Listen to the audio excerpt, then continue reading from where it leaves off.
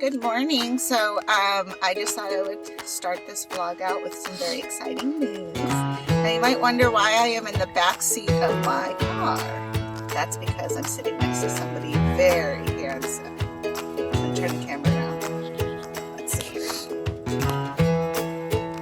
Hi, August. Hi, big buddy. Now he was just smiling a second ago, but he gets very serious when the camera is on him. We're getting coffee at Cup of Go-Go, and if you're in Tucson, you need to go to Pantano on 22nd because Cup of Go-Go is such great coffee. Hi, buddy. Hi, buddy. But August flew down from Washington for a couple days. His mom and dad are getting coffee.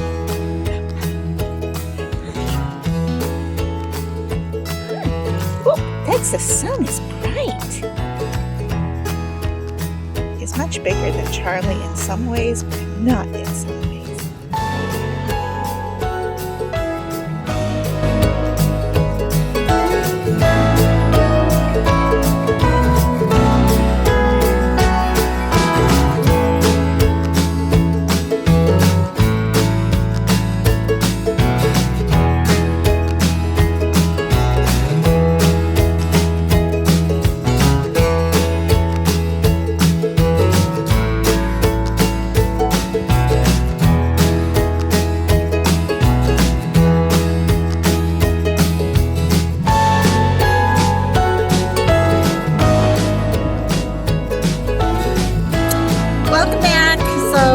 Just went to Devita and I had my transfer set exchanged, which officially marks that this is now 2 years that I have had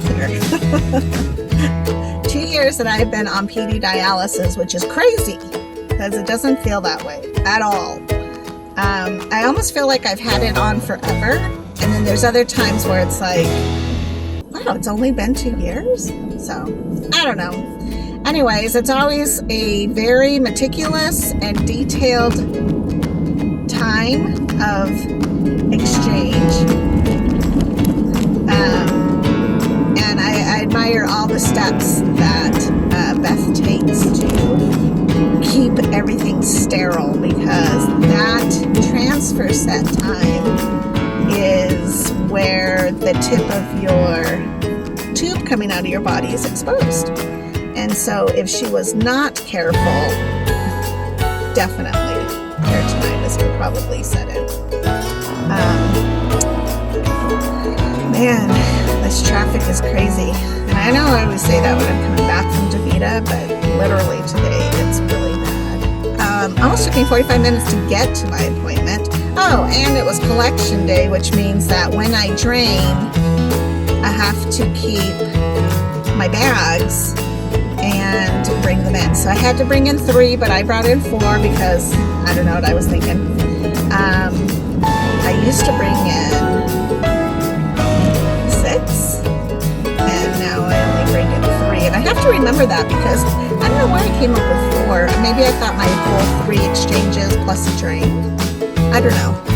But anyways, and then I had to take in my urine, which is a great visual to see how much pee I'm producing, because that also is a big indicator on how well your kidneys are functioning. Typically on dialysis, at some point you stop peeing. That is kind of my fear. And, but, you know, I'm still peeing. So I'm very blessed in that regard. And then the usual educational things like, I can't even think of any right now, because we always get really great conversations about all kinds of things happening, and so I've forgotten what it was. But I have my flyers, so I can refer to them when I do see them again. I can refer to them when I pull them out of my bag. I did end up getting some more syringes for my heparin and island dressing. Thank God they have that, because you can get it on Amazon. That's the cheapest place to get it. It's $10 or $12, something like that, for a month's supply. But if they can provide it for you, if your dialysis center can provide it for you, then that's even more helpful, because then you're not having to get that out of pocket. Typically, you can, usually, you get on disability, and so that's even one more thing to have to pay for. It's nice if your center will just provide it. So, and then sometimes you get itchy where your tape sticks, and so there's this skin prep pad. It looks like those little handy wipes that you get when you eat ribs. You pull that out and you just address it to your skin, and then it helps the tape to not irritate as much. And I don't know, this winter is probably the first time that I have really felt the itchiness of the tape. But then again, here we are at 2 years, so maybe that's just what happens after 2 years of something. We did talk a little bit too about the mental place that your mind starts to go after being on dialysis for a while, because the first year you're pretty concerned with getting peritonitis, where the second year you're not as concerned because you're so used to all the steps, but you can stop doing certain ones. And that's just something where you have to really think through, maybe focus on consequences in case you're not sterilizing your hands or your cart or whatever the case may be. I don't know. I just feel like there's a void there where maybe different years you get to, or different time frames, there should be a little bit of a celebration and encouragement in a different way than just educational. Maybe how are you feeling on dialysis? Might be a good question to ask. Is this fulfilling your desire? Because for me, I do enjoy dialysis. I'm very organizing and schedule-y, and so to me it just fits my lifestyle. But there are times where it's kind of a drag to have to stop the momentum of whatever's happening to do it. Even though I do truly enjoy doing the dialysis. And so I think maybe there should be maybe some type of fun little time encouragement range where, okay, you've been on dialysis now 6 months straight, or a year, or like you're on your year and a half, we're going to give you a gift card to Target for being such a great patient. I don't know. An incentive, I don't know. Anyways, that was something we kind of talked about, because even though the actual act of doing it all is super great and easy to me, it's the mental, again, that kind of gets wearing in there. You're just kind of like, wow, here we go again. Let me excuse myself while I go do this, or let me not do this because we also talked about what would happen if you sprung a leak someplace. What do you do? Which the biggest thing is you have to clamp. You have to figure out, well, first of all, your clamp should be out or within moments of accessibility, to be able to clamp you to then find out what the heck happened. Maybe the bag malfunctioned, maybe where you connect became unconnected, maybe your transfer fell off. I mean, there's so many things that could happen, but aren't really typical. It's not something that just consistently happens. Otherwise, I think they would change the whole program in general. So there's that peace of mind. But always, I feel like my first thought would be to clamp and then figure out where this liquid's coming from. But I always like to respond first with, well, first I panic, which is not the case. although your heart can seize, because one night, and I think I said this a couple of videos back, I was at the club, and this girl, okay, first of all, they were drinking way too much, but she literally spilled her whole cup of water in our direction, and I was wearing like a leatherish jacket thing, so it was like, I didn't feel it on me, but then after a while, it kind of rolled down and onto my lap, basically, and I was like, how am I wet? And it was like a stab in the heart for a second, like, oh my God, where am I leaking from? And so, you know, of course, my first thought is I have to get my red bag out of Donnie's truck, or send Donnie to race out there to get it, because I have to clamp and figure out where I'm leaking from. But as I stood up, I realized all this water was going down, which was off of my jacket and not me.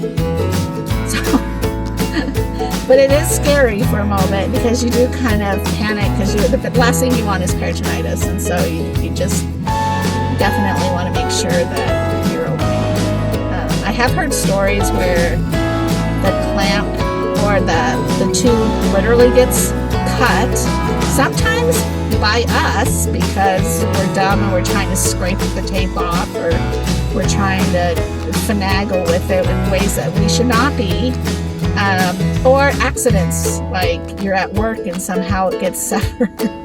That would freak me out. I don't know. Also, we talked about how really the mindset needs to be that Devita isn't closed. At least that's what I'm going to tell myself, because what I think of if an emergency happens is, well, Devita's closed. They're not going to be able to see me. They're not like 24/7. So,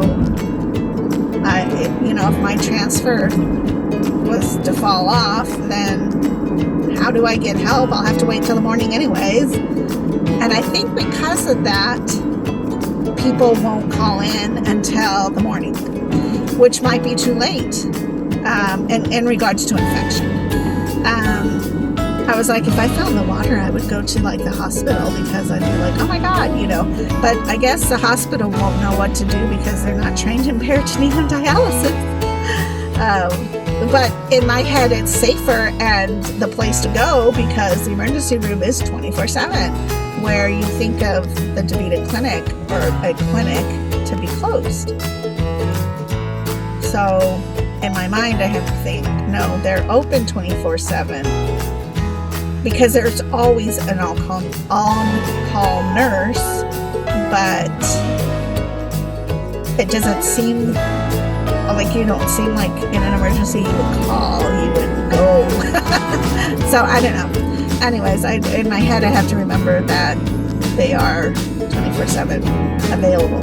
And then they'll figure out from that point, what the situation is, and then how to remedy it safely and sterilely until you're able to be seen, which could be, next morning. I always have this fear that my port's going to be ripped out, and so that's why I get really antsy. And my first thought would be if I was in a car accident or something, I would want to go to the hospital immediately, even though I would be okay, because it's like, no, is there trauma inside my peritoneum? Yeah. But Beth says it can't be yanked out. So I guess that would be a really bad situation if it could possibly get ripped out. And that would definitely mean you would have to go to the hospital, because that's a lot of repair that I don't think Devita Center can fix. So let's just hope that never happens. And I don't think it will, because I'm pretty safe for the most part. But I have asked, when I've gone fishing before, in the mountains, what happens if I need to be airlifted out? Do you guys have a helicopter that comes? And they're like, yes, we do. And I'm like, wow. Shouldn't look real happy about the idea that I could get hurt. But, life is life. You can't stop living it. Just, don't be afraid. So, anyways, that's my day for the most part. Beautiful day. I'm doing laundry, so of course I'm exhausted. I need to run home and empty the basket so I can get my last load. Hopefully nobody has stolen my towels. been a good 2 hours. I think my appointment was at least an hour. So we'll see. All right, I will talk to you guys later. Thanks for supporting and jumping in to learn about my life with kidney disease.